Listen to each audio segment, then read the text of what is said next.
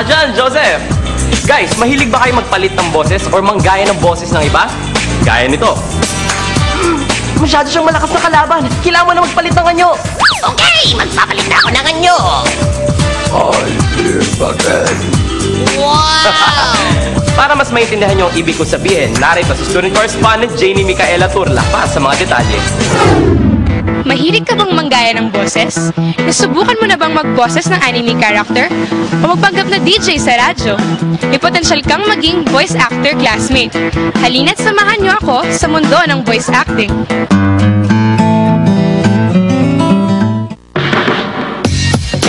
Siguradong bibilib ka sa kakaiba at mapanlikhang mga boses nila. Sasabi mo. Di bang anime? Ano ba to? Ano ba yung sinasabi mo dyan? Hoy, ano yun? Oh, soli naman ako dyan! Cartoon character? Mr. Krabs, I'm gonna cook some patties! Krabby patties! Pika! Pikachu! Foreign accents? Help! Help! Yung kapang Celebrity impersonator? Ay, magandang araw sa inyo lahat. My President of the Philippines, I would like to say, mabuhay. Kaya, sama-sama. At may boses radio DJ pa. One of the all-time best, the king of pop. Lahat sila kung tawagin ay mga voice artists. Ilan lamang sila sa mga kasapi ng SIVAP o Society of Young Voice Artists of the Philippines. Sa organization na naglalayon palawigin ang voice acting sa Pilipinas. Hindi lamang bilang profesyon, kundi bilang sining. Kung mahusay ang pagkalap at pagsisinop ng ebidensya.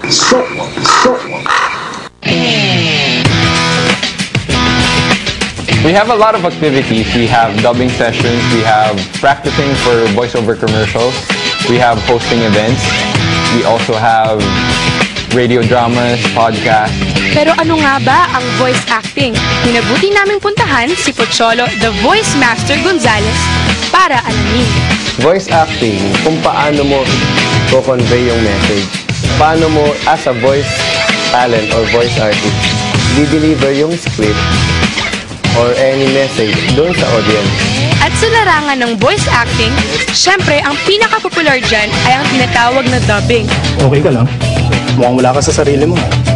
Hindi kasi ako nakatulog kagabi eh. Sa Sabado na raw yung event.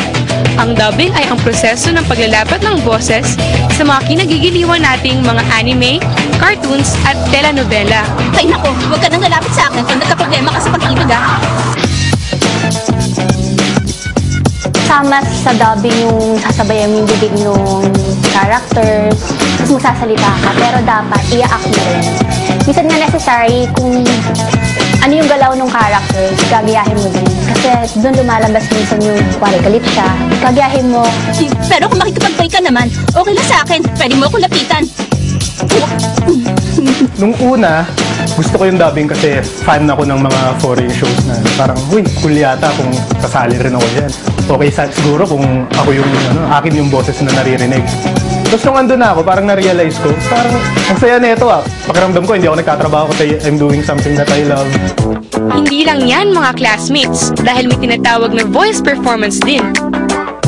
Ang pag-radio DJ at event host ay isang klase ng voice performance. The reason I consider it as an art form is because may mga set of skills and techniques ang kailangan gamitin.